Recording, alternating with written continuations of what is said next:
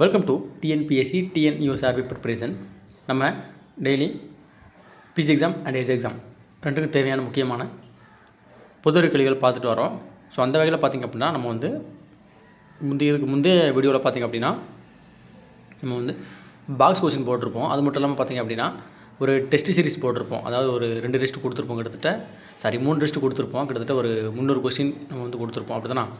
So அதுக்கடுத்து பார்த்திங்க அப்படின்னா நம்ம வனவிலங்கு சரணாலயங்கள் போன வீடியோவில் சொல்லியிருப்பேன். பாக்ஸ் கொஸ்டினில் பறவைகள் சரணாலயம் கொடுக்குன்னு சொல்லியிருப்பேன்.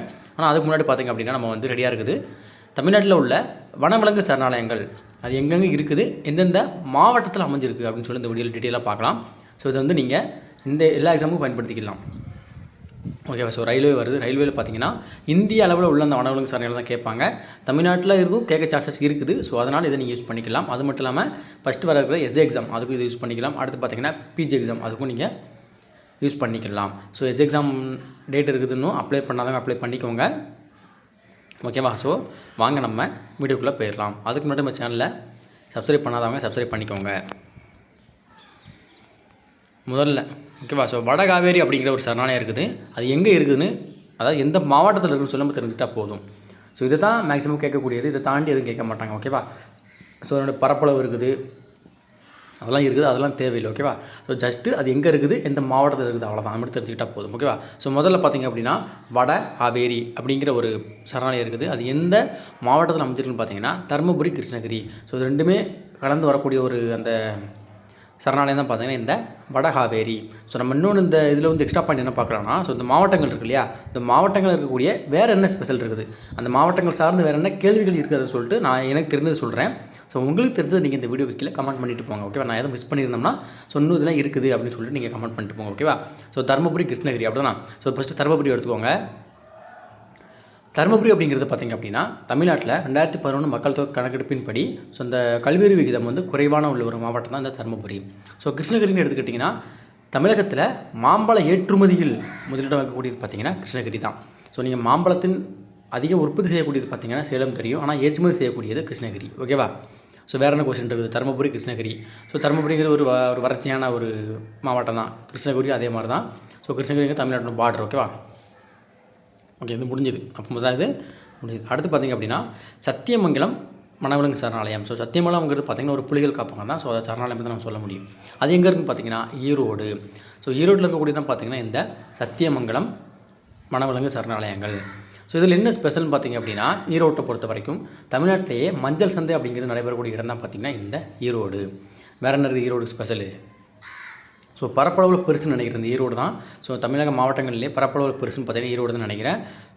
இதான் எனக்கு தெரிஞ்ச ஸ்பெஷலு. ஸோ இது இல்லாமல் வேறு எது இருக்குது அப்படின்னா கீழே கமெண்ட் பண்ணுங்கள். அடுத்து பார்த்திங்கன்னா இந்திரா காந்தி வனவிலங்கு சரணாலயம் எங்கே இருக்குது, கோயம்புத்தூரில் அமைச்சிருக்கக்கூடியதான் பார்த்திங்கன்னா இந்த இந்திரா காந்தி வனவிலங்கு சரணாலயம். ஸோ கோயம்புத்தூரை பொறுத்த வரைக்கும் பார்த்திங்க அப்படின்னா என்ன special, pump city of India, அதாவது பம்பு நகரம் அல்லது குழாய் நகரம்னு சொல்லலாம் கோயம்புத்தூரை. வேறு என்ன சொல்லலாம், தமிழ்நாட்டிலே பார்த்திங்கன்னா வனக்கல்லூரி எங்கே தான் அமைஞ்சிருக்கு, கோயம்புத்தூர் தான் அமைச்சிருக்குது. வேறு என்ன இருக்குது கோயம்புத்தூர் ஸ்பெஷல். இந்த மாதிரி ஒவ்வொரு மாவட்டத்துக்கும் பார்த்திங்கன்னா ஒவ்வொரு ஸ்பெஷல் இருக்கும். அதை நீங்கள் கமெண்ட் பண்ணிட்டு போங்க. ஓகேவா. ஸோ கோயம்புத்தூர் என்னது, இந்திரா காந்தி வனவிலங்கு சரணாலயம். அடுத்து முதுமலை மற்றும் முக்கூர்த்தி, இந்த 2 சரணாலயங்களையும் பார்த்திங்க அப்படின்னா நீலகிரி மாவட்டத்தில் தான் அமைஞ்சிருக்குது. ஸோ முதுமலை, முக்கூர்த்தி எங்கே இருக்குது, நீலகிரி இருக்குது. ஸோ நீலகிரிக்கு ஒரு ஸ்பெஷல் இருக்குது. என்னென்னு பார்த்திங்க அப்படின்னா தலைநகரங்களை வெவ்வேறு கொண்டது தமிழ்நாட்டில் 2 மாவட்டங்கள் தான். அதில் ஒன்று நீலகிரி, இன்னொன்று கன்னியாகுமரி. ஸோ நீலகிரிக்கு தலைநகர் என்னென்னு பார்த்திங்க அப்படின்னா உதகமண்டலம் சொல்லுவாங்க. ஓகேவா. உதகமண்டலம். ஸோ இதுதான் பார்த்திங்க அப்படின்னா நீலகிரிக்கு தலைநகரம். ஸோ இப்போ நீங்கள் தமிழ்நாட்டில் மீதி இருக்கக்கூடிய 38 மாவட்டங்கள் எடுத்துக்கிட்டிங்கன்னா ஸோ அதற்கு தலைநகரங்கள் அதே தான் படிச்சிருப்பீங்க. இப்போ சென்னைன்னு எடுத்துக்கிட்டிங்கன்னா சென்னை தான், விழுப்புரம் எடுத்துக்கிட்டிங்கன்னா விழுப்புரம் தான். ஓகேவா. அந்த கன்னியாகுமரி மற்றும் நீலகிரி இந்த ரெண்டுக்கும் பார்த்திங்கன்னா தலைநகரம் அப்படிங்கிறது மாறும். எப்படி மாறும், ஸோ நீங்கள் கன்னியாகுமரி எடுத்துக்கிட்டிங்கன்னா தலைநகரம் என்னென்னு பார்த்தீங்கன்னா நாகர்கோவில். ஓகேவா. ஸோ நாகர்கோவில் அப்படிங்கிறத பார்த்திங்கன்னா கன்னியாகுமரியினுடைய தலைநகர். அடுத்து பார்த்திங்கன்னா நீலகிரி நம்ம ஆல்ரெடி பார்த்தாச்சு. ஸோ நீலகிரியின் தலைநகர் என்னது, உதகமண்டலம். ஓகேவா. ஸோ இந்த 2 தான் பார்த்திங்கன்னா தமிழ்நாட்டிலேயே தலைநகரை வெவ்வேறாக கொண்டது 2 மாவட்டங்கள், கன்னியாகுமரி மற்றும் நீலகிரி. ஸோ நீலகிரிக்கு வேறு என்ன ஸ்பெஷல் இருக்குது, ஸோ நீலகிரி வரையாடு தான் பார்த்திங்கன்னா நம்மளுடைய தமிழ்நாட்டினுடைய மாநில விலங்காக இருக்கிறது என்னது நீலகிரி தார், கேள்விப்பட்டிருப்பீங்க இல்லையா. ஸோ நீலகிரி வரையாடு இதுதான் பார்த்திங்கன்னா நீலகிரியினுடைய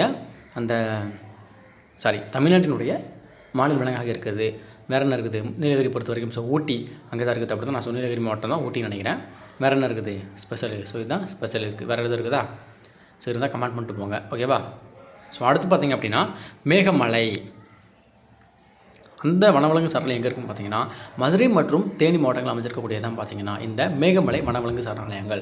ஸோ 2 இருக்குது, ஓகேவா? 2 மாவட்டங்கள் தெரிஞ்சுக்கணும், மதுரை மற்றும் தேனி. ஸோ மதுரை நிறைய பேர் கேள்விப்பட்டிருப்பீங்க அப்படின்னா, கோயில்களின் நகரம், தூங்கான் நகரம் அப்படின்னா. ஸோ பண்டைய கால நகரம் சொல்லிட்டு நிறைய கேள்விகள், நிறைய கொஸ்டின்கள் பார்த்தீங்கன்னா இந்த மதுரையை பற்றி இருக்குது, ஓகேவா? ஸோ தென்னிந்தியாவின் ஏத்தென்ஸ் என்று அழைக்கக்கூடியது என்னது தான்? இந்த மதுரை தான், அப்படிதானா? ஸோ தேனியை பொறுத்த வரைக்கும் என்னது? அந்த தேனி கரும்பு அப்படிங்கிறது ஸ்பெஷலு. வேறு என்ன இருக்குது? மதுரையை பொறுத்த வரைக்கும் இவ்வளோ தான். தேனியை பொறுத்த வரைக்கும் இவ்வளோ தான் இருக்குது. தேனியிலேருந்து வேறு எதுவும் கேள்விகள் இருந்தாலும் நீங்கள் வந்து தெரிஞ்சுக்கோங்க, சொல்லுங்கள். நம்ம இருக்க தேனி இருக்கக்கூடிய இந்த வருஷ மலை குன்றுகளாக தான் பார்த்திங்க அப்படின்னா மதுரையில் பாயக்கூடிய அந்த வைகை நதி அப்படிங்கிறது உற்பத்தி ஆகும் தான். ஸோ வருஷ மலை குன்றுகள் அந்த இடத்துல தான் பார்த்திங்கன்னா மதுரையில் பாயக்கூடிய வைகை நதி அப்படிங்கிறது உற்பத்தி ஆகும். வேறு என்ன இருக்குது? இதுதான் எனக்கு தெரிஞ்சது மதுரை மற்றும் தேனியை பொறுத்த வரைக்கும், ஓகேவா? ஸோ இது இல்லாமல் வேறு எதுவும் பாயிண்ட்ஸ் இருந்தால் கமெண்ட் பண்ணிட்டு போங்க வீடியோக்கு கீழே. அடுத்து மலை அணில் சரணாலயம் எங்கே இருக்குது? விருதுநகர் மாவட்டத்தில் ஸ்ரீவில்லிபுத்தூரில் இருக்கும், ஓகேவா? ஸோ ஸ்ரீவில்லிபுத்தூருக்கு ஃபேமஸ் பால்கோவா, நிறைய பேர் கேள்விப்பட்டிருப்பீங்க.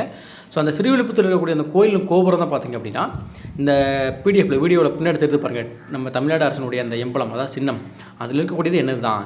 அந்த ஸ்ரீவில்லிபுத்தூரில் இருக்கக்கூடிய அந்த கோயில் கோபுரம் தான், ஓகேவா? ஸோ அது ஸ்பெஷல். மலையணில் சரணாலயம் எங்கே தான் இருக்குது? விருதுநகரில் தான் இருக்கும், ஓகேவா? ஸோ ஸ்ரீவில்லிபுத்தூர் அப்படிங்கிற இடத்துல இந்த மலையணில் சரணாலயம் அப்படிங்கிறது இருக்கும். எங்கே? விருதுநகர் டிஸ்ட்ரிக்டில். So Virudhunagar famous. வேறு என்ன இருக்குது? ஸோ விருதுநகர் காமராஜர் பிறந்த ஊர். வேறு என்ன இருக்குது? வேறு ஏதாவது இருக்குதா? இல்லை, ஓகேவா? தெரிஞ்சால் கமெண்ட் பண்ணிட்டு போங்க. இந்த புவிசார் குறியீடுடைய அலுவலகம் அங்கே இருக்குன்னு ஒரு கொஸ்டின் ஞாபகம் இருக்குது. ஸோ கரெக்டாக தெரியல, விழுப்புரமாக விருதுநகரான்னு தெரியல, ஓகேவா? ஸோ புவிசார் குறியீட்டினுடைய அந்த ஜிஐ டேக்னு சொல்லுவாங்களே, அது விழுப்புரமாக விருதுநகரான்னு தெரியல. வேறு என்ன இருக்குது? அவ்வளோதான், ஓகேவா? ஸோ விருதுநகரை பொறுத்த வரைக்கும் இது தான். வேறு எதுவும் மிஸ் பண்ணியிருந்தோன்னா கமெண்ட் பண்ணிட்டு போங்க. அடுத்து பாருங்கள், 2 இருக்குது ஒரே மாவட்டத்தில், முண்டந்துறை மற்றும் கங்கை கொண்டான். எங்கே இருக்குது? திருநெல்வேலி டிஸ்ட்ரிக்டில் இருக்கக்கூடியதான் பார்த்தீங்கன்னா இந்த முண்டந்துறை மற்றும் கங்கை கொண்டான் வனவிலங்கு சரணாலயங்கள். ஸோ முண்டந்துறை அப்படிங்கிறது பார்த்திங்கன்னா புலிக்கு ஒரு ஃபேமஸான இடம், ஓகேவா? புலி, அதாவது புலிகள் காப்பாங்கன்னு சொல்லுவாங்க. கங்கை கொண்டாங்கிறது பார்த்திங்கன்னா மான், அதை ஒரு காக்கக்கூடிய ஒரு சரணாலயம் தான் பார்த்திங்கன்னா இந்த கங்கை கொண்டான் வனவிலங்கு சரணாலயம். 2மே பார்த்திங்க அப்படின்னா திருநெல்வேலியில் இருக்குது, ஓகேவா? ஸோ திருநெல்வேலிக்கு என்ன இருக்குது ஃபேமஸ்? அல்வா. வேறு என்ன? அதாவது கொஸ்டின் பாயிண்டாக பார்க்கும்போது என்ன நம்ம சொல்லலாம்? தென்னிந்தியாவின் ஆக்ஸ்போர்ட் இருக்கக்கூடியது என்னது? பாளையங்கோட்டை. ஸோ திருநெல்வேலி மற்றும் பாளையங்கோட்டை 2ம் சேர்த்து பார்த்திங்க அப்படின்னா இரட்டை நகரங்கள் என்று அழைக்கப்படுகிறது. ஸோ அங்கே தான் பார்த்தீங்கன்னா வற்றாத ஜீவநதியான தமிழ்நாட்டின் வற்றாத ஜீவநதியான தாமிரபரணி பாயக்கூடிய ஒரு மாவட்டம் என்னது? நம்ம திருநெல்வேலி. எனக்கு திருநெல்வேலி தான், ஓகேவா? ஸோ வேறு என்ன இருக்குது? ஸோ திருநெல்வேலியை பொறுத்த வரைக்கும் இதுதான் கேள்விகள். வேறு எதுவும் இருந்தாலும் கமெண்ட் பண்ணுமோ, ஓகேவா? அடுத்து வளநாடு வனவிலங்கு சரணாலயம் எங்கே இருக்குது? தூத்துக்குடி டிஸ்ட்ரிக்ட் அமைஞ்சக்கூடியதான் பார்த்தீங்கன்னா இந்த வளநாடு சரணாலயம். இதுவும் பார்த்திங்க அப்படின்னா புள்ளிமான்களுக்கு பெயர் பெற்ற ஒரு சரணாலயம் தான், ஓகேவா? வளநாடு எங்கே இருக்குது? தூத்துக்குடி, ஓகேவா? ஸோ தூத்துக்குடி போகிறதுக்கு என்னென்ன கேள்விகள் இருக்குது? முத்துநகரம் என்று அழைக்கப்படக்கூடிய என்னது? தூத்துக்குடி தான். வேறு என்ன இருக்குது? முத்துநகரம். அடுத்து பார்த்திங்க அப்படின்னா ஒரு முக்கியமான கொஸ்டின் உண்டா, தமிழ்நாட்டினுடைய நுழைவாயில் என்னது? ஸோ ஒரு குஸ் போட்டுறது நிறைய பேருக்கு ஒரு குழப்பம் இருக்கும். தென்னிந்தியாவின் நுழைவாயில் எது? தமிழ்நாட்டின் நுழைவாயில் எது? இந்த குழப்பம் நிறைய பேருக்கு இருக்குது, ஓகேவா? ஸோ நான் கரெக்டாக சொல்லிடுறேன். ஸோ தமிழ்நாடுன்னு எடுத்துக்கிட்டிங்கன்னா தூத்துக்குடி, தென்னிந்தியான்னு எடுத்துக்கிட்டிங்கன்னா சென்னை, ஓகேவா? ஸோ தூத்துக்குடிங்கிறது பார்த்திங்கன்னா தமிழ்நாட்டினுடைய நுழைவாயில். இது ஒரு வருஷம் பிசி எக்ஸாமில் கேட்ட ப்ரீவியஸ் இயர் கொஸ்டின் தான். நீங்கள் கொஸ்டின் எடுத்து திருப்பி பாருங்கள், அதில் ஆன்சர் தூத்துக்குடி தான் இருக்கும், ஓகேவா? ஸோ தென்னிந்தியாவின் நுழைவாயில் தான் பார்த்திங்கன்னா சென்னை. நீங்கள் கூகுளில் போட்டிங்க அப்படின்னா உங்களுக்கு 2க்குமே ஆன்சர் சென்னை தான் வரும்.